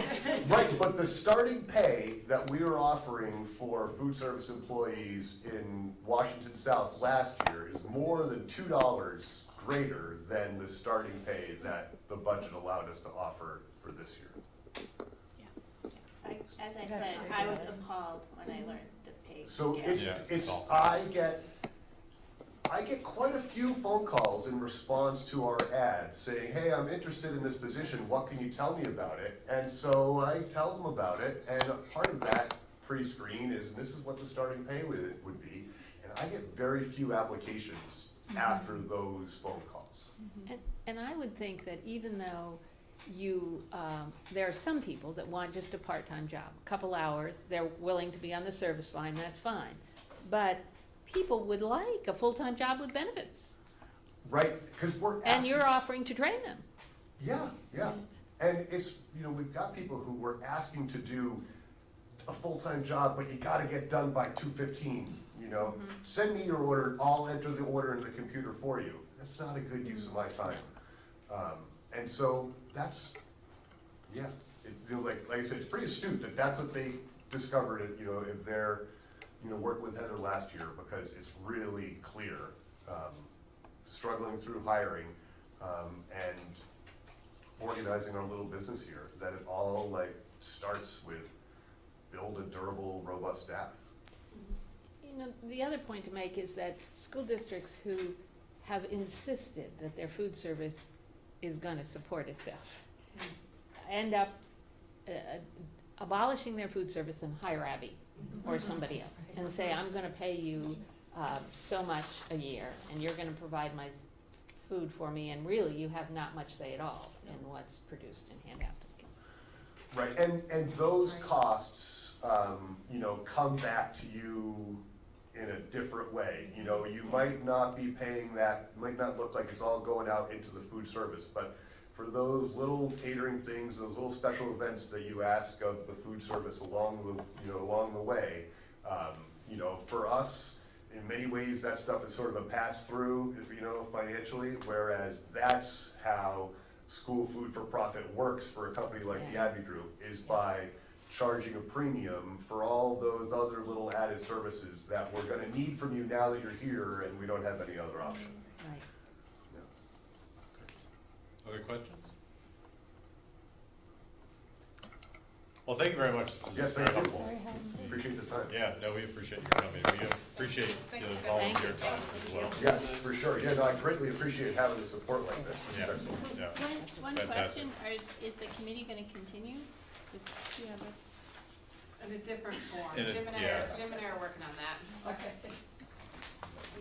Thank you. Yeah. Turn Steve around. How you doing, Steve? We're looking at the ceiling here, I think. You get a tiny Oh, little. there we go, There he is. Steve. He's falling under the table.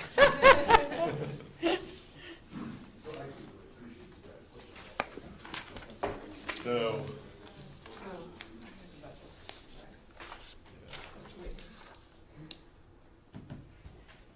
This didn't get in the packet, this updated version didn't get in the packet. of the board expectations? Yeah. Oh, I think Oh, I thought, Well, like, Heather passed it out. I think Heather Heather passed it out. Yeah, Oh, Heather because we passed. both make copies, because we're that on top of things. I'm not quite used to having an assistant yet. Yes, Who's so darn good yes. at everything she does.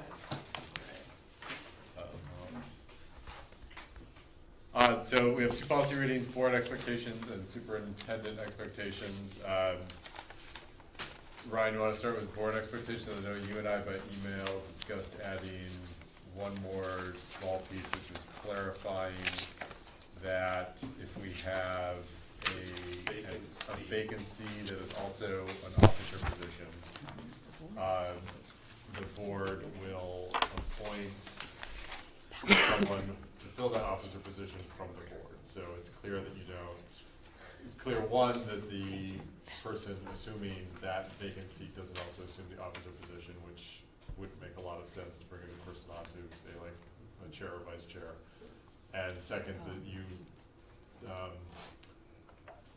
position just doesn't sit vacant until the next reorganization. Yeah, so it would probably be, the statement in B1 would have a quick summary relating to what Jim just said. If there is an officer seat that goes vacant because of resignation, absence, whatever, there would be an appointment until the next reorganization. So, I think besides that, the board has done a tremendous amount of work on this policy in the last year, and I'm hoping it's really good at this point. And we can Right, You're tired of looking at it, Ryan? I can, yeah. Yeah, okay. Could we make, in B1, could it be the school board will elect, and no member may hold more than one office at a time? We could get it shall. Yes, the school board will elect, no member may hold. Yep. Can do.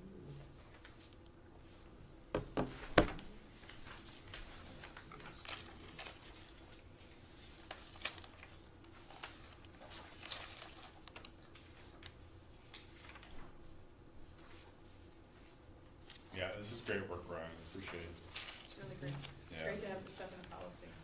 We really have gone, it is funny to think about how much time we've spent on this in the last year. We really included a lot of information. Mhm. It is good stuff. That's really good.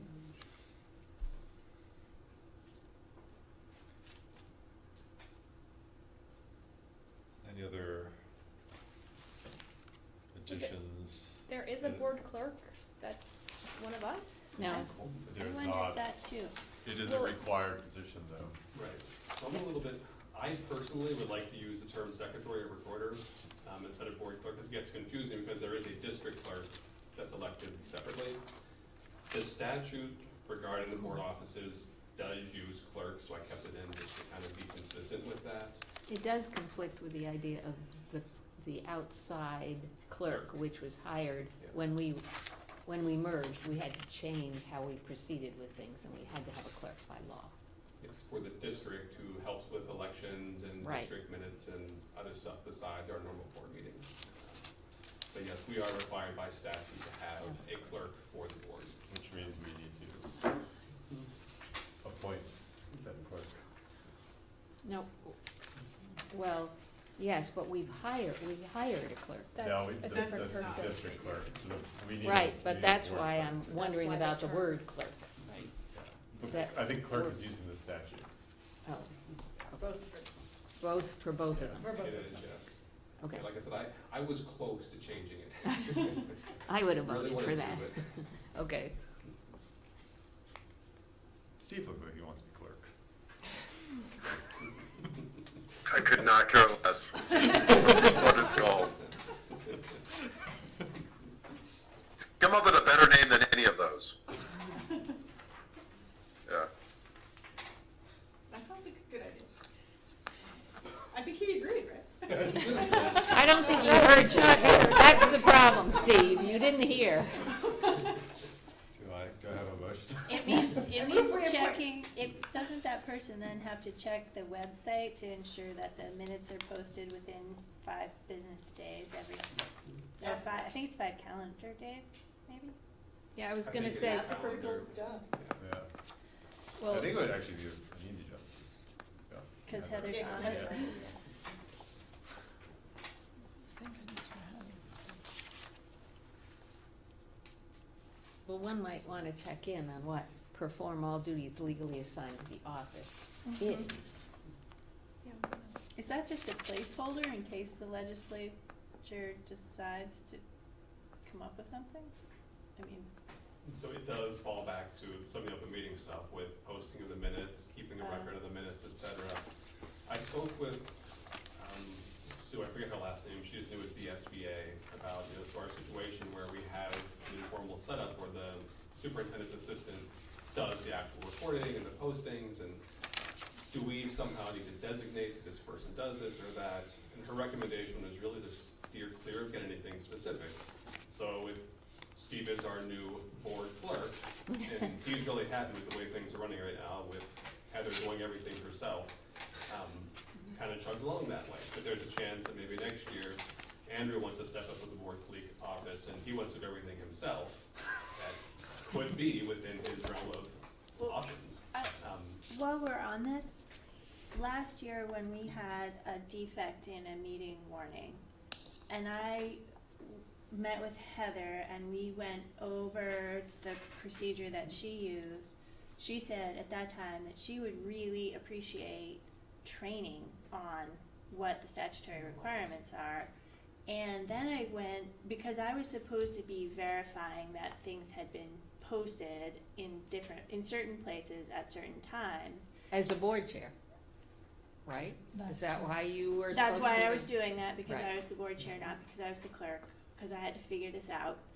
And so I went to the high school office where they post them, and for whatever reason, post in a public place is interpreted in the high school as posting them on a bulletin board near the copy room, which, because a lot of people use the copy room, I guess it seems like a public place. I guess I would go with like the lobby.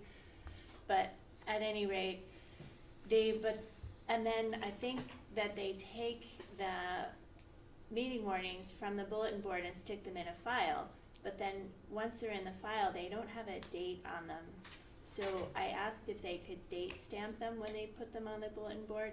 But I think, anyway, I'm telling all of this just because I think we have work to do to make sure that we actually are doing warning procedures in a way that enables us to document that we've properly warned things. I'll add to So that. for the new board clerk, there's some work to be done there.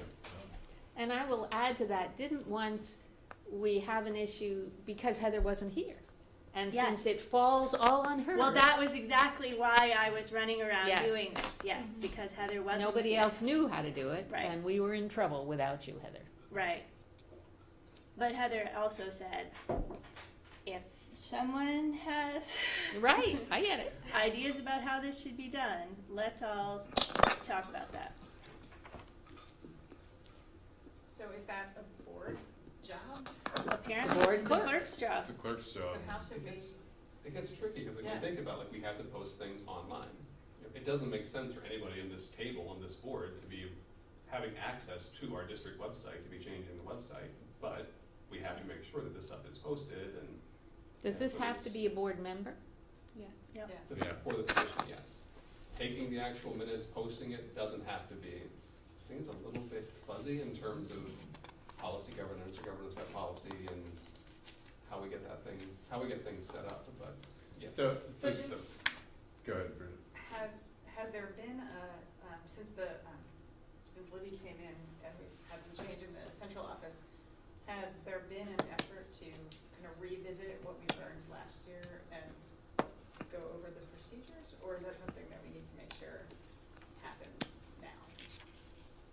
Because I don't wanna step on, Michelle's bringing this up, I don't wanna step on it if it's already happened, but it's reminding me of what went wrong. Right. And, We you know, didn't have a way to verify that Yeah. warnings had happened. I know that Heather and Mike work closely together to make sure things are up on the website correctly. We don't have a way to verify that they're posted in certain places or on the website. In non-website places. Or on the website, she said. Yeah, or on the, I I mean, think Heather was asking. Right. yeah. They are posted No, on I the think she was website. stating that we don't have a web. Right, once they're there, but you can't say, well, I know that they were posted on Tuesday. I can see that they're there now that it's Thursday, but I don't know when they got there. You know what I mean? And why this is crucial is if we don't hit those deadlines, we're not meeting open meeting laws, and Right. it's not valid. It is okay. Right, For every special meeting and every committee meeting. Yeah. right. And don't they have to be posted at City Hall? Are we Yes, verifying they that- do have Yeah. to be posted at City Hall, is and that, happening? that, for that particular meeting, the message went to the person at City Hall that it always goes to, but for some reason she didn't get it. And I don't know, like, her email was correct and everything, but there was some. Well, and I think we should look at what the procedure is in terms of Roxbury too, because does it have to be also posted in Roxbury? We as a board, Tina's told me she will take Tina, yeah. So they go to Tina, they go to City Hall. I can give you a list of where they go, and we can see. did we as a board, when we organized in October, declare where our posting locations are? We're required by law to post online on the website. And at the physical locations, did we declare? No, not to my knowledge. And So the we- question really, when it comes up legally, would be, does somebody think we've posted them public enough? That's what it comes down to. And can we Right. document it? Right, Right, can we and can we document that we've document done? it? Because in Roxbury, we declared every March after town meeting, after the election, these are the physical locations, they're gonna be posted. You know, this bulletin board, this roadside, like, this is where things will be posted at. Yeah. Actually, suppose that was on the website. that- Right, it should be. Yeah. That it So you said, we know- post, Right, the public postings And of all that's- documents will be, so that's all we were responsible for. That- As long as they're at those locations, then yes, everybody knows where they are, we're up to par in terms of posting and making Posting. things publicly available. So that's something that we may have dropped the ball on, that we haven't declared our location so that it's clear and nobody's guessing. No, So that's, this, I mean, to me, this sounds like it is something that we should, someone who wants to look at it seriously should be the board clerk and should say that as part of doing that, that for the next couple of months, they'll talk to Heather and they'll track down, they'll look at the requirements, they'll come up with some recommendations, because it really is a board obligation to make Yeah. sure that it's done correctly. And absolutely. does that make sense, or? No, I think that's right on, and I think that's exactly what the clerk should do, and it sounds like whoever wants to be the clerk, it's, you know, it's gonna take a few meetings with Heather and looking at the laws and maybe talking to VSBA, and figuring that out and coming back with some recommendation. I think formally declaring where we're gonna post makes a lot of sense, so it's, And Yeah, so it's actually clear. talking to the people who we are asking to post and make sure that Yeah. they know what we Yeah. need. I don't think anybody has to volunteer to take that on right now, but why don't people think about it, and when we come back on the 17th, and hopefully have a person ready to step forward on that.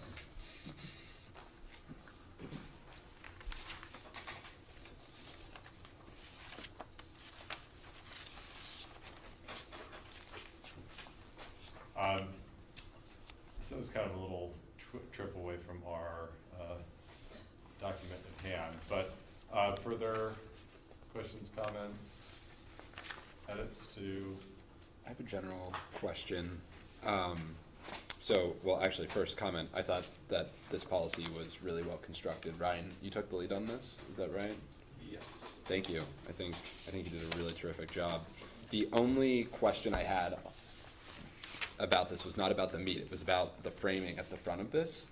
And the purpose of enhancing teamwork among members of the board and between the board and the administration, et cetera, which seems like a great purpose. But I do wonder, since these are the expectations of the Montpelier-Roxbury school board members, and since the board has a lot of civic duties and responsibilities to our communities, I was wondering if it would make sense to expand that purpose language to encompass some of the larger responsibilities of the board, or if this doesn't seem like the document to do that. I wasn't certain. That was the only thing that jumped out at me. give me an example of something that isn't in here that you're thinking should For the go? purpose of educating our children, our community's children, providing a fertile environment for education and enhancing the teamwork among members of the board and between the board and the administration, that type of thing. Well, I think that But- goes into the vision, which Yeah. is, you know, I wasn't you kinda wanna certain. keep the vision where the vision is. Yeah. But we could say, for the purpose of enhancing teamwork to be able to fulfill the district's vision or something, to tie it back to that might make sense, but I do agree, I think that kind of fits more in with the vision than it does this statement, but we could tie it back to that. And since, so are you both on the policy committee? Sorry, new guy here. Yeah. And so is the vision, I haven't seen is there a vision policy that's already been established, or is that something that? We're working on it. Okay, There's a draft. okay. Yeah, so I feel like maybe linking it into that core vision might make sense, but if that, it might be redundant. I'm not certain how you're planning to construct this, so it was just an idea. Michelle? What I thought you were talking about, Andrew, and it seemed like a good idea to me, although it's apparently not what you're talking about, is our relationship with the community, which I think is a big part of the section A of this policy is about how we interact with the community. And I don't. That is part of what I was saying, yeah. Okay. Yeah. I don't know if it's worth referring to, you know, having transparency in our relationship with the community or. I could say between the board, the administration,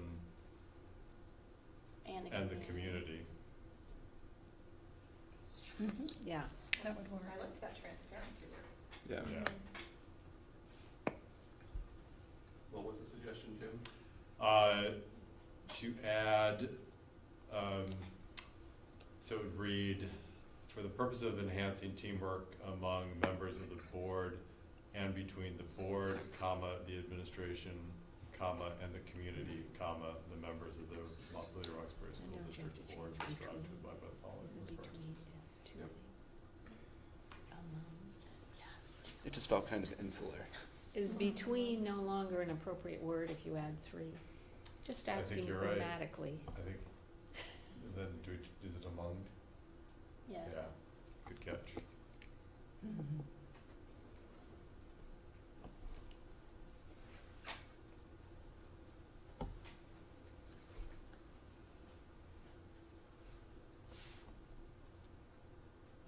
Other questions, comments, pontifications? Do you want to hear That's more why about we're the here. warning procedure? It's a definite negative, Michelle. All right, superintendent policy.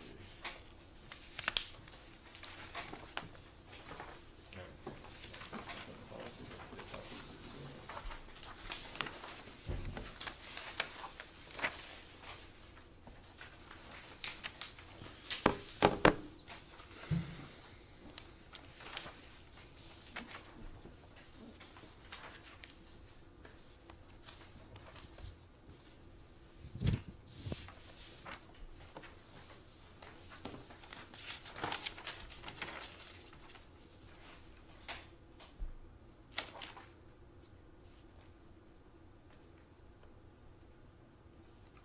Dina. I'm actually curious to ask the superintendent what she thinks of the superintendent expectations. If she'd like to comment. I mean, I think it worked. Good. We're because good. I thought if we forgot something that you really thought should be in there. Oh, I or- think compared with this and with the job description and the evaluation procedure, I think you got me covered. I kind of think so. I thought so.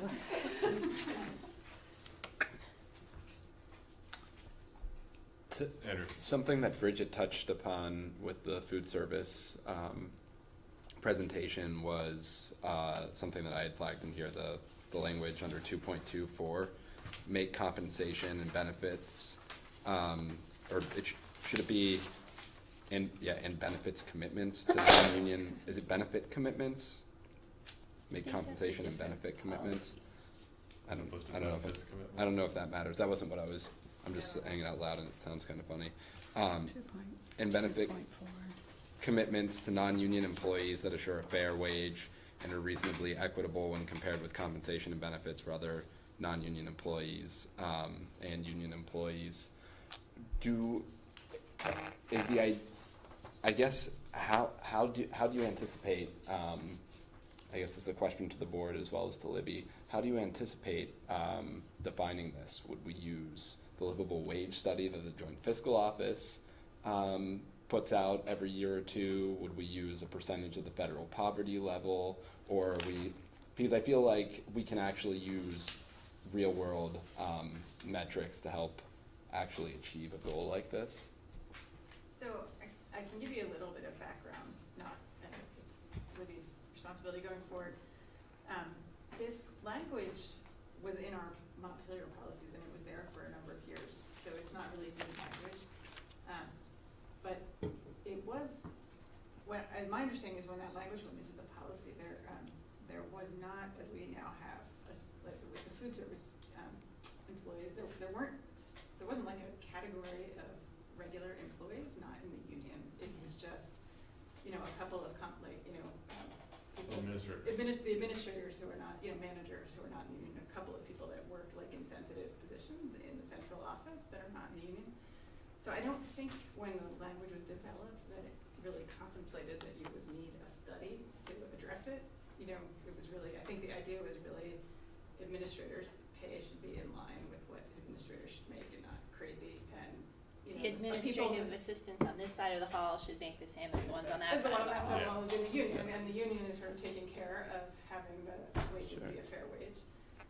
And then the food service folks took themselves out of the union a couple of years ago. So now we have this piece of the workforce. It's not huge, but it's an actual piece of the workforce that don't have any comparatives and are not in the union. And I would say you would use the union that covers other similar workers in that contract as a baseline. Yeah. What you're looking at, the custodial and some of the administrative assistants are in a particular union. I think you would look at that as a baseline. I put that exact note to myself to check on that when they were talking. And I'd say that, to me, that's a superintendent job. She may wish that she had some comparative studies and could ask you or somebody else for those. But I'm looking for the fact that it doesn't happen what happened to Michelle, that as a board, we go and find out that somebody isn't paid what we thought they were paid. I'm assuming that our superintendent will tell us if she finds somebody that she feels is grossly underpaid or grossly overpaid or whatever, she would come to the board and say, we need to discuss this particular pay scale. I look at it as part of her job. Yeah, I do too. Sounds great. That was a great, that's a very meaningful response. I don't think that we should put any of that stuff in here. I was just curious how it would actually be implemented. So that's great. Sounds like a plan. Does anyone have a grammatical answer on compensation and benefits, or compensation? I think it is compensation and benefits, as awkward as that sounds. I think it's benefits because we have. There's more we have more than one benefit. Yeah, it just sounds fine to say benefits commitments. I think it's okay. I think it's okay. Yeah.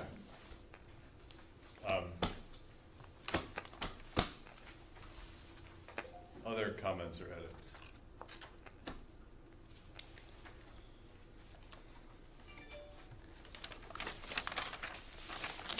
I can't hear well, but 2.2.6. Steve, elaborate.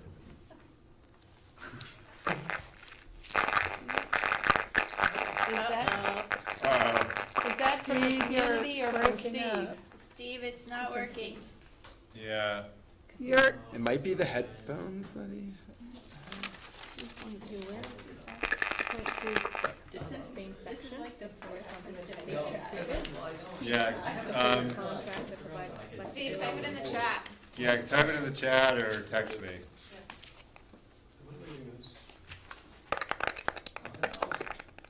It's not working. All we get is crackly, Steve. It was working. Yeah, it was very broad. That might be on his end. Yeah, I wonder. Yeah, that's what I wonder if maybe.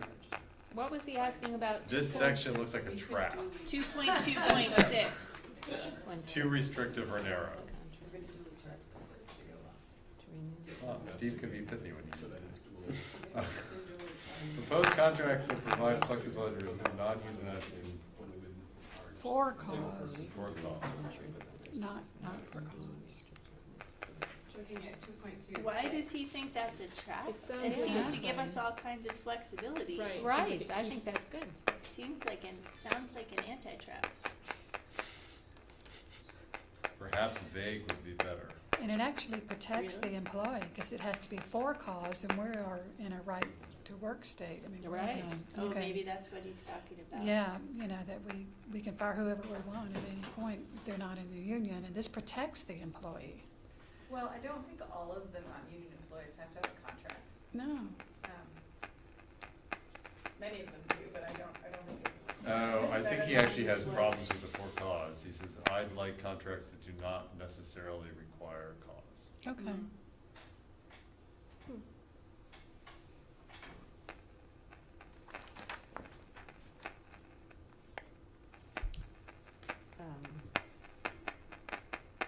Or terminate for other reasons than poor performance.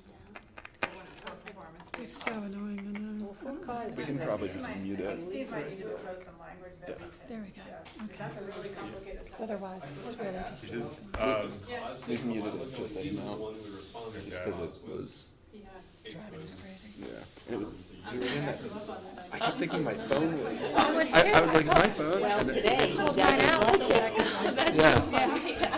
I know we're doing that. I think he might have had his by. Well, Bridget, isn't there a legal definition of for Sometimes cause? if you put it on speaker. Cause is a thing, right? Cause is a, Mm-hmm. Okay. yes, it's a term that's So the used. public Government knows, law I and- just wrote back to Steve, do you want to propose language we can review at the next meeting? I think that's a good idea. Yeah, it's coming back to mine anyway. You can remind him And that he Steve, I would suggested. look at it before the next meeting too, or you could send it to me and Brian. And Steve replied, sure. Okay. And great. Did Someday you, we'll And say thanks. did you tell him we muted him? Did you tell him we muted him? I think he knows, yes. Okay. He can hear us, he was just kidding. Alright. All right, I think we may be ready to adjourn. Motion to adjourn, I move to adjourn. second? Second.